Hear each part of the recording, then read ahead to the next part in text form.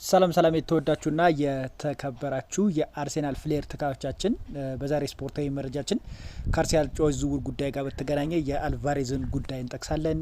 በትላንትናው ዕለት አርሴናል ኢዝሪ ኮንሳን አስፈርሟል። እሱንም ጠቅስላችኋለሁ። ኢዝሪ ኮንሳ ለአርሴናል ምን አይነት ግልጋሎትን ይሰጣል የሚለውን ነገር በመሀል መስመር ላይ ያጋራችኋለሁ። ከዛ በተጨማሪ ከተጫዋች ዝውውር ጉዳይ ጋር በተገናኘ የኬናን ይልዲዝንም ጉዳይ እንጠቅሳለን።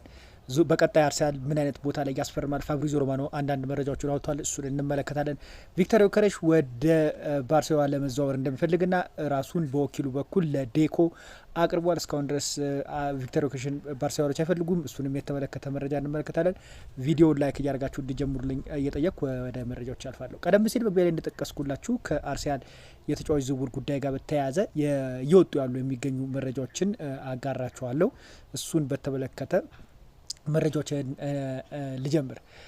ራሽድ ራማን ይዞት በወጣው መረጃ መሰረት ቀደም ብዬም እንደጠቀስኩላችሁ ቪክተር ዮከሬሽ ራሱን ለባርሴሎና አቅርቧል። ተጫዋቹና ወኪሉ በየቀኑ ለባርሳ ራሳቸውን እያቀረቡ ይገኛሉ። ባርሳ ዮከሬሽን ማስፈረም ቀዳሚ ምርጫው አይደለም፣ እንደ አማራጭ ይመለከተዋል። አልቫሬዝ ጉዳይ የማይሳካላቸው ከሆነ ቪክተር ዮከሬሽን የሚያስፈሩበት እይታ ሊኖራቸው እንደሚችል ተዘግቧል። እስካሁን ድረስ ግን ምንም አይነት ፍላጎት አለማሳየታቸውን ተዘግቧል። ከአርሰናል የተጫዋች ዝውውር ጉዳይ ጋር በተገናኘ ትላንትና ኢዝሪ ኮንሳን አርሰናል አስፈርሟል ብያቸዋለሁ። እሱን የሚገልጽ ነገርም መረጃ አቀርብላችኋለሁ። አንዳንድ ጊዜ መረጃ ካላያችሁ ማታምኑ ሰዎች ስላላችሁ ካልሰማችሁም አርሰናል ኢዝሪ ኮንሳን ማስፈረሙ በ51 ሚሊዮን ፓውንድ በሚጠጋ ገንዘብ ማስፈረሙ ካልሰማችሁ መረጃ ማያያዝ ያቀርብላችኋለሁ። ፋብሪዞ ሮማኖ ከአርሰናል ተጫዋች ዝውውር ጉዳይ ጋር በተገናኘ አንድ ነገርም አጋርቷል። አርሰናል የክንፍ ተጫዋች በገበያው እየተመለከተ ይገኛል። በገበያው ላይ ትክክለኛ አማራጭ እንዳለ ለማሳየት እየሞከሩ በመሆናቸው ቀጣይ ያለው ውይይቶች እየተደረጉ ይገኛሉ። ለክንፍ ተጫዋች ገበያ ለአርሰናል ብቻ ሳይሆን ሌሎች ቢሆንም ቀላል አይደለም። ነገር ግን አማራጮች እያሰሱ ስለሆነ በዚህ ቦታ ላይ አዳዲስ ተጫዋቾች ያክላሉ ተብሎ ይጠበቃል ሲል ፋብሪዞ ሮማኖ ከክንፍ መስመር ከአርሰናል ከተጫዋች ዝውውር ጉዳይ ጋር በተገናኘ በትላንትናው ዕለት ዘግቧል። አርሰናል አሁንም ቢሆን የክንፍ መስመር ተጫዋች ለማስፈረም እየሰራ መሆኑን የሚያመላክት የተለያዩ ምንጮች እንደዘገቡ ይታወቃሉ። እና ታዲያ በምን አይነት መንገድ ነው አርሰናል ከተጫዋች ዝውውር ጥቅም የሚያገኘው፣ በምን አይነት መንገድ ራሱንም አፕግሬድ ያደርጋል የሚለውን ነገር በተመለከተ መረጃዎችን እንመለከታለን። ከቪክተር ዮከሬሽ ጉዳይ ጋር በተገናኘ ቅድም እንደነገርኩላችሁ ምን ብያችሁ ነበረ? ቪክተር ዮከሬሽን ለማስፈረም አርሰናል እንቅስቃሴ እያደረገ ነበር ብዬ ነበረ እና ቪክተር ዮከሬሽ ራሱን ለባርሳ ማቅረቡን በምትመለከቱት መንገድ ይገልጽላል ማለት ነው። እስካሁን ድረስ ቪክተር ዮከሬሽን የመጀመሪያ አማራጭ አድርገው እየተመለከቱት አይገኙም እና እሱን በተመለከተ ያለኝ መረጃ ይሄንን ይመስላል። ሌላኛው ከአልቫሬዝ ዝውውር ጉዳይ ጋር በተገናኘ በትላንትናው ዕለት በጣም ክሊር የሆነ ነገር የወጣ ይመስለኛል። ፋብሪዞ ሮማኖ እንደምትመለከቱት በፊት ለፊት ድረገጹ ላይ እንዳስቀመጠው መረጃ መሰረት ጁሊያን አልቫሬዝ በአዲሱ በ26-27 በአትሌቲኮ ማድሪድ መለያ ራሱን አሳውቋል። አሁንም ቢሆን ተጫዋቹ በክለቡ የመቆየቱ ነገር አልተረጋገጠም። በትላንትናው ዕለት አትሌቲኮ ማድሪድ ማላጋን 2-0 ባሸነፉበት ጨዋታ ላይ ተጫዋቹ ላይ በጣም ከፍተኛ የሆነ ትችት ሲደርስበት ነበረ። ደጋፊዎቹ ከክለቡ እንዲወጣ ከፍተኛ ጫና እያደረጉበት ይገኛሉ እና በነጻም ቢሆን ከክለቡ እንዲለቅላቸው ደጋፊዎቹ ከፍተኛ አመጽ አስነስቷል። ከጁሊያን አልቫሬዝ ጋር በተገናኘ ፋብሪዞ ሮማኖ ያጋራው መረጃ እንደሚጠቁመው ከሆነ ጁሊያን አልቫሬዝ በአዲሱ የአትሌቲኮ ማድሪድ ኪት መነሳቱን የሚያመላክት መረጃ ወጥቷል። ሌላኛው የአትሌቲኮ ማድሪድ ዝውውር ጉዳይ አዲስ ተጫዋች ያስፈርሟል። ከሱ ጋር በተገናኘ ፋብሪዞ ሮማኖ ያጋራውን መረጃ ላጋራችሁ።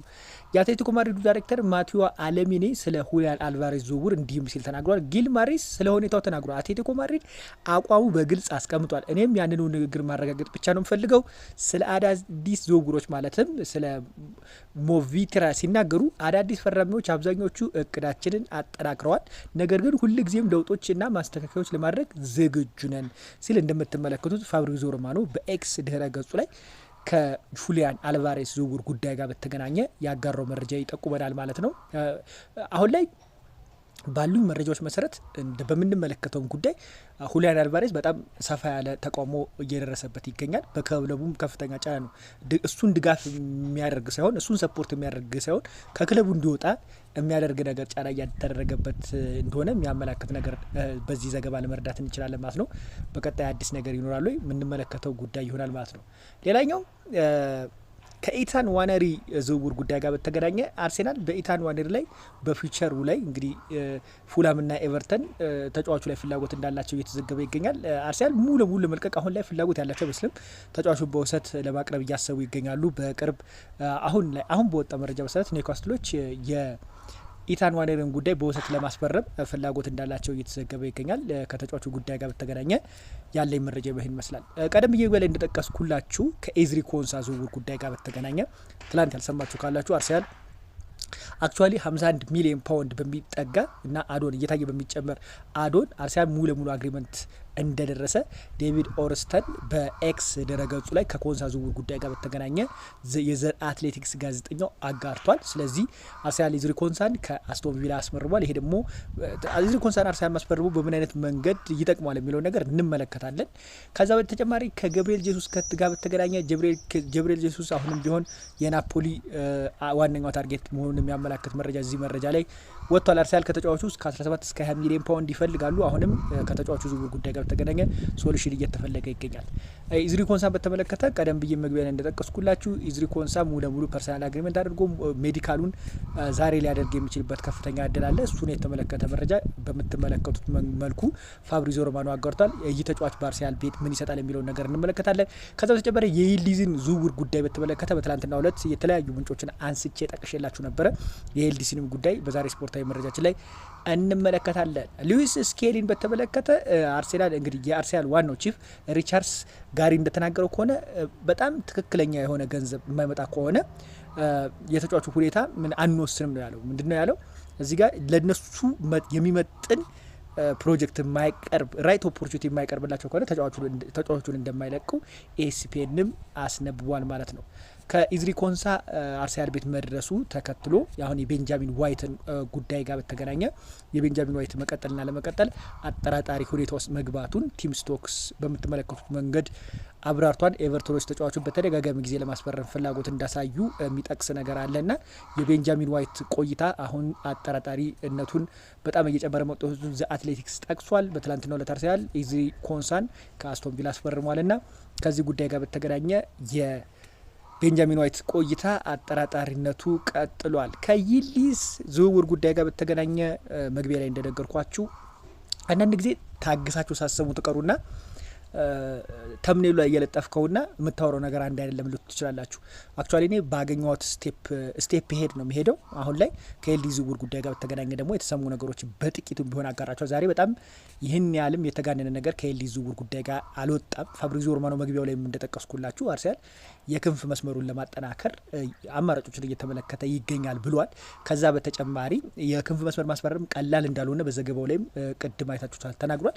ዘ አትሌቲክስ እንደተናገረው ከሆነ እስከ 100 ሚሊዮን ዩሮ ድረስ ለይልዲዝ ዝውውር አርሰናል ሊያወጣ ይችላል ነው ምንድነው አሰርት ያደርጋል የሚል መረጃ እየወጣ ይገኛል። ይሄ መረጃ በእርግጥ ዛሬ አይደለም የወጣው ትላንት ነው የወጣው እና ይልዲዝን በተመለከተ ትላንትና በጣም ሰፋ ያለ ነገር ሲወጣ ነበረ።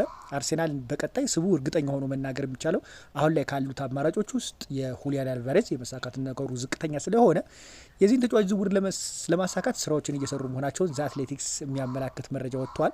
ከዚህ ተጫዋች ዝውውር ጉዳይ ጋር በተገናኘ አርሰናል ከኬናን ይልዲዝ ጋር መገናኘቱ የሚያመላክት መረጃዎች በምትመለከቱት መልኩ ተገናኝቷል። ቱቱ ስፖርት እንደገለጸው ከሆነ አርሰናል አሁን በቀጣይ የኬናን ይልዲዝ ዝውውር ለመጨረስ ይንቀሳቀሳል የሚል ሀሳብ አለው እና እሱን የተመለከተ ጉዳይ በተመለከተ በጣም ሰፋ ያሉ መረጃዎች እየወጡ ይገኛሉ። ኬናን ይልዲዝን አርሰናል ለማስፈረም ይፈልጋል። ከሱ ተጫዋች ዝውውር ጉዳይ ጋር በተገናኘ ያለኝ መረጃ ይሄን ይመስላል። በትላንትናው በጣም ሰፋ ያሉ መረጃዎች ዘ አትሌቲክስ ላይ ሲዘገብ ነበረ። እስከ 100 ሚሊዮን ዩሮ ማለትም እስከ 87 ሚሊዮን ፓውንድ ድረስ ከተጫዋቹ ዝውውር ጁቬንቱስ እንደሚፈልጉት ይጠበቃል። ቱቱ ሜርካቶም ቱቱ ጁቬም ከተጫዋቹ ዝውውር ጉዳይ ጋር በተመለከተ ያለው ነገር ይመስላል። ተጫዋቹን መልቀቅ አይፈልጉም ጁቬንቱሶች። እንግዲህ በቀጣይ አርሰናል በምን አይነት መንገድ አሳምነው ተጫዋቹ ወደ ክለቡ ያመጡታል የሚለው ነገር በደንብ የሚጠበቅ ጉዳይ ነው። ቼልሲም ይሄን ተጫዋች ለማስፈረም ሙከራ አድርጎ ነበረ፣ ነገር ግን ሙከራ አልተሳካለትም ማለት ነው። ወደ መጨረሻ የተጫዋች ዝውውር ጉዳይ ስናልፍ ከአርሰናል ቤት ሊለቁ ስለሚችሉ ስለ ገብርኤል ማርቲኔሊ ጉዳይ እየተመለከተ የተሰማ መረጃዎችን እንመልከት ማለት ነው። ጋላታሳራይ ማርቲኔሊን ለማስፈረም እንደገና ድርድር ወደ ተመለሰበት የሚሞክሩበት ይሆናል። በተለይ ደግሞ ለተጫዋቹ ሌላ ክለብ ስላልተገኘ እና አርሰናል ተጫዋቹ እንዲወጣ ስለሚፈልግ ሁለቱ ቡድኖች እንደገና በጠረጴዛ ዙሪያ ይወያያሉ ሲል ያንጊዝ ሼጉል ዘግቦታል። ጋላታሳራይ በማርቲኔሊ ዝውውር ላይ ሌላ ሙከራ ለማድረግ ለድርድር ይመለሳል። በተለይም ደግሞ ተጫዋቹን ለማስፈረም የሚደረግ ሌላ ክለብ ማግኘት ካልተቻለ አርሰናልና ተጫዋቹ እንዲለቅ የሚፈልግ መሆኑን ተከትሎ ሁለቱ ወገኖች ተጨማሪ ንግግሮችን እንደሚያደርጉ ያመላክታል። ሆኖም ግን እስካሁን ድረስ ማርቲኔሊ ለዝውውሩ ፈቃደኛ እንዲሆን ለማሳመን አልተቻለም። ዋናው መሰናክል ይሄው ሆኖ ቀጥሏል። ባለፈው አርብ ጋላታሳራይ ለማርቲኔሊ 80% የተጫዋችነት መብት 50 ሚሊዮን ዩሮ የዝውውር ጥያቄ አቅርቦ ነበረ። ተጫዋቹ ግን መዘዋወር አልፈለገም። ከዚህ ተጫዋች ጉዳይ ጋር በተገናኘ አሁን የሳውዲ ክለቦች ተጫዋቹን ለማስፈረም ፍላጎት አሳይተዋል።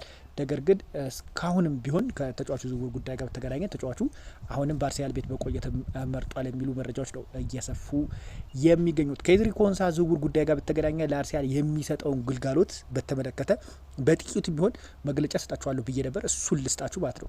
ኤዝሪ ኮንሳን አርሰናል ማስፈረሙ የሚሰጣቸው አንደኛው ለአርሰናል በሃይላንድ በሚጫወትበት ጊዜ የሚፈጠረውን ክፍተት በተሻለ መከላከል ከፍ ሊያደርግ ይችላል።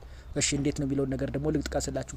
ማይክል አርቴታ አርሰናል ሲከላከል ቡድኑ በሃይላይን ኮምፓክትድ በሆነ ሁኔታ እንዲከላከል ይፈልጋል። ሃይላይን ማለት ተከላካዮቹ ኦቨርላፕ ራይት ባክ እና ሌፍት ባክ ኦቨርላፕ አድርገው በሚወጡበት ጊዜ ማለት ነው። በዛ ጊዜ ሴንተር ባኮቹ ይጋለጣሉ ማለት ነው። ኮንሳ ደግሞ ለመከላከል ሰፊ የሆነ ስፔስ ሲያገኝ እጅግ ጠቃሚ ተጫዋች ነው። ምክንያቱም ወደፊት ለመሮጥ ወደ ኋላ ሮጦ ለመመለስ ዲፌንሲንግ ትራንዚሽን ያ ማለት ወደ ሌፍት ሄዶ ወደ ኋላ በመመለሱ ሁኔታ ካውንተር አታክ በሚጠጋበት ጊዜ ክለቡ በጣም ኮምፎርታብል ነው ማለት ነው። አንዳንድ ጊዜ ልብ ብላችሁ ካያችሁ ዊሊያም ሳሊባ በአብዛኛውን ጊዜ በካውንተር ፕሬስ አርሰናል ሲጠቃ ሩጫ ላይ ነው። ገብርኤል ማጋሌሽ በጣም የተሻለ ነው ሪከቨሪ በማድረግ ማለት ነው። ወደ ማጥቃት ማይክል አርቴታ ክለቡ ሲያጠቃ ተከላካዮችም ወደፊት ለፊት እንዲሄዱ ይፈልጋል እና በካውንተር አታክ ብዙ ጊዜ ጎልን ኮንሲድ የሚያደርገው አርሰናል ዋነኛ ምክንያት ምንድነው? ቦል ሪከቨሪ የማድረግ ነገሩ ላይ ደካማ ስለሆነ ማለት ነው። ዊሊያም ሳሊባ ገብርኤል ማጋሌሽ በአብዛኛውን ጊዜ ይደርሳል፣ ግን ጎሉ ላይ የመሳተፉ ነገር ጥያቄ ይቀርሳል እና ስለዚህ አርሰናል በሚያጠቃበት ሰዓት ኦዲጋርድ፣ ሳካ፣ ራይስ፣ ብሩኖ እና ፉልባኮቹ የላይኛውን የክፍል ሜዳ በሰዓት ኳስ ቢያጣ እንዳልኳችሁ ካውንተር አታክ ቢገጥመው የተቀረረ ቡድን ሲያጠቃ ኮንሳ ቦታውን ይሸፍናል፣ አጥቂው ያዘጋል፣ አርሰናል ተመልሶ ቅርጹ እንዲያገኝ ያደርጓል። ስለዚህ እንደዚህ አይነት ነገር በአርሰናል ቤት ይሰጣል ማለት ነው። ይህ በጣም አስፈላጊ ነው። ምክንያቱም አርሰናል የመሀል ተከላካይ ሊቋቋሙ ወደማይችለው ለአንድ ፊልማ እንደሚገቡ ስለሚያደርግ ማለት ነው። ይሄ የኤዝሪ ኮንሳ አንዱ ጥቅም ነው። ሁለተኛው ደግሞ የሳሊባ የመከላከል ስራ በተገቢ ሁኔታ መድገም የሚችል ተጫዋች ነው። የዊሊያም ሳሊባ መጎዳትን ተከትሎ ለረጅም ጊዜ ያለመኖሩ የዊሊያም ሳሊባን ቦታ በደንብ ከቨር ማድረግ የሚችልበት ትልቅ እድል አለ። ኮንሳ እንደሌላ ተከላካይ ዝም ብሎ የፈረመ ሳይሆን የሳሊባ አይነት የመከላከል መንገድ ለአርሰናል ማቅረብ የሚችል ተጫዋች በመሆኑ ነው። ለምሳሌ በፍጥነት ስንመለከተው ሪከቨሪ ኤቢሊቲው በጣም ፈጣን ነው። ረጅምና ሰፊ ቦታዎችን መከላከልና መሸፈን የሚችል በአንድ ለአንድ ግንኙነት ላይ አስተማማኝ የሆነ ተጫዋች ነው። ይህ ደግሞ ዊሊያም ሳሊባ በሜዳ ላይ በማይኖርበት ሰዓት ወሳኝ ተጫዋች ሆኖ ለአርሰናል ግልጋሎትን ይሰጣል ማለት ነው። በሶስተኛ ደረጃ የምንመለከተው አርሰናል በሃይላንድ በሚጫወትበት ሰዓት ለምሳሌ ላንሳላችሁና በማጥቃት ሰዓት አርሰናል የኋላው ስትራክቸር እንዲህ ቢሆን ብለን እንመለከተው ቤንጃሚን ዋይት፣ ኮንሳ፣ ገብርኤል ማጋሬሽ ና ካላፊዮሪ፣ ራይስ ና ብሩኖ መሀል መስመሩን ይዘው ይቀጥላሉ። አርሰናል በሚያጠቃበት ሰዓት ሁለቱ ፉልባኮች ወደ ተቃራኒ ቦክስ ሳጥን እየገፉ መሄድ አለባቸው። ያ ማለት ፉልባክ የምንላቸው ሪካርዶ ካላፊዮሪ ና ቤንጃሚን ዋይት ማለት ነው። የኮንሳ ክፍተት ሪከቨሪ የማድረግ ችሎታ የሚጠቅመው እዚህ ጋር ነው። ማይክል አርቴታ የተቀረውን ቡድን በሚያጠቃበት ሰዓት አግረስ አድርጎ ወደ ፊት በሚሄድበት ሰዓት እንዲያጠቃ ሊጠቅመው ይችላል። ይህንን የሚሆንበት ምክንያት ደግሞ የኋላ መስመሩ በሌሎች ተጫዋች ተጠቅልለው የተኬዱት ስፔድ ኦፍ መሸፈን የሚችል ተጫዋች በቡድኑ ላይ ያስፈልጋል ማለት ነው። ምንድን ይሄ አንዳንድ ጊዜ አርሰናል በአብዛኛው ጊዜ በትንሽ ክለቦች ላይ ሲጫወት ሃይላይን ይጫወታል። ሃይላይን ማለት ምን ማለት ነው? ተከላካይ መስመሮቹ ነቅለው ወጥተው መሀል መስመሩን ማገዝ ማለት ነው። በዛ ጊዜ ቦል ሪከቨሪ የሚያደርግ ተጫዋች ያስፈልጋል። ኤዝሪ ኮንሳ ደግሞ በዛ ታዋቂ እንደሆነ እንግዲህ በቁጥራዊ መረጃዎችን ለመረዳት እንችላለን። ግራውንድ ዱዋል ላይ ተጫዋቹ በጣም ጎበዝ ነው እና ያ ደግሞ ለአርሰናል ትልቅ ነገር እንደሚሰጥ ይጠበቃል። ሌላኛው ስኳድ ዴብዝ ይፈጥራል። ስኳድ ዴብዝ ማለት ለምሳሌ ዊሊያም ሳሊባ ተጎድቷል ብያችሁ ነበረ። በሱ ቦታ ተክቶ በስነ ስርዓት መጫወት ይችላል። ኮንሳ በሚያስፈልግበት ሰዓት በቀይ መስመር ተከላካይነት መጫወት ይችላል። ለእንግሊዝ ብሔራዊ ቡድን የመጫወት ቦታው ነበረው በቀይ መስመር ማለት በቤንጃሚን ዋይት ማለት ነው። ሌላኛው ደግሞ ለዊሊያም ሳሊባ ጉዳት ትክክለኛ ተተኪ ይሆናል። የቀይ መስመር ሴንተር ባክ ላይ ሆኖ መጫወት ይችላል ማለት ነው። ይህ ከዊሊያም ሳሊባ ማግኘት ማለት በአሁን ታይም ላይ ስለተጎዳ የዊሊያም ሳሊባን በጥቂቱም ቢሆን የሚሰጠው ግልጋሎት ነው። የኮንሳ ፖዚሽኒንግ የጋብሪኤል የበለጠ ኃይለኝነትና ነጻነትን ወደፊት እንዲጫወት ያደርገዋል ማለት ነው። ኮንሳ ወደ ኋላ መመለሱ ለምን ይጠቅመዋል? ጋብሪኤል ማጋለሽ በፍሪደም ወደፊት ለፊት እንዲሄድ እንደሚጠቅመውም ይነግረናል ማለት ነው። ይህ ብዙ ያልተለመደ የኤዜ ኮንሳ አንዱ ጥቅም ነው።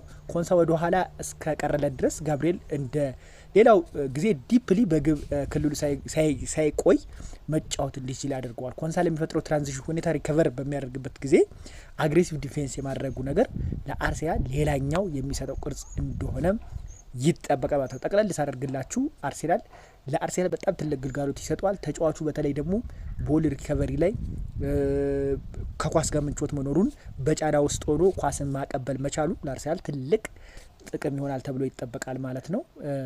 ይህንን ይመስላል ማለት ነው። ከሉዊስ ስኬሊና ከኢታን ዋነሪ ዝውውር ጉዳይ ከሽያጭ ጉዳይ ጋር በተገናኘ ሪቻርድስ ያጋራው መረጃ ላጋራችሁ ላይ ዛሬ ስፖርታዊ መረጃዎችን ይጨርሳል ማለት ነው። አርሰናል በዝውውር መስኮት ሉዊስ ስኬሊና ኢታን ዋነሪን የመሸጥ ጽኑ ፍላጎት ባይኖረውም ትክክለኛ ገዢ ከመጣ ተጫዋቹን አሳልፈው ስለመስጠት እንደሚያጠኑበት የክለቡ ዋና አሰልጣኝ የክለቡ ዋና ስራ አስፈጻሚ ሪቻርድ ጋርኔል ተናግረዋል። በተጫዋቾቹ ዝውውር ዙሪያ በርካታ መላምቶች እየተነገሩ እንደሆነ የገለጹት ዋና ስራ አስኪያጅ ሉዊስ ስኬሊም ሆነ ኢታን ዋነሪ እያሳዩ ባሉት አቋም ደስተኛ መሆናቸውን ተናግሯል። ይሁን እንጂ ዋና ስራ አስፈጻሚው ቀዳሚ ምርጫችን ወጣቶች ተጫዋቾች በአርሰናል ቤት ማቆየት ቢሆንም ክለቡ ሆነ ተጫዋቹ ጠቃሚ የሚያደርግ ዝውውር ከመጣ እናስብበታለን። ማንቸስተር ዩናይትድ የመሰሉ ክለቦች ፍላጎት ያሳደሩ ሉዊስ ስኬሊ ባሳለፈው ሳምንት መጨረሻ አርሰናል ማንቸስተር ሲቲን 3-0 በረታበት የኮሚኒቲ ሺልድ ዋንጫ ጨዋታ የተሰለፈ ሲሆን ኢታን ዋነሪ ግን በስብስቡ ውስጥ አልተካተተም ነበረ። አሰልጣኝ ሚኬል አርቴታም ከሉዊስ ስኬሊ ይልቅ ኢታን ዋነሪ ከክለቡ መልቀቅ ላይ ፍንጭ የሚሰጥ ሀሳብ ሰጥቷልም ሲል ተዘግቧል። ከኬንያ ይልዲዝ ዝውውር ጉዳይ ጋር በተገናኘ አፕዴት የሆነ መረጃ ሲመጣ በአዲስ መረጃ እመጣለሁ። ግን ለዛሬ ከይልዲዝ ዝውውር ጉዳይ ጋር በተገናኘ ያለኝ መረጃ ይህን ይመስላል። በሌላ ቪዲዮ እስክንመለስ መልካም ጊዜ ተመኞች።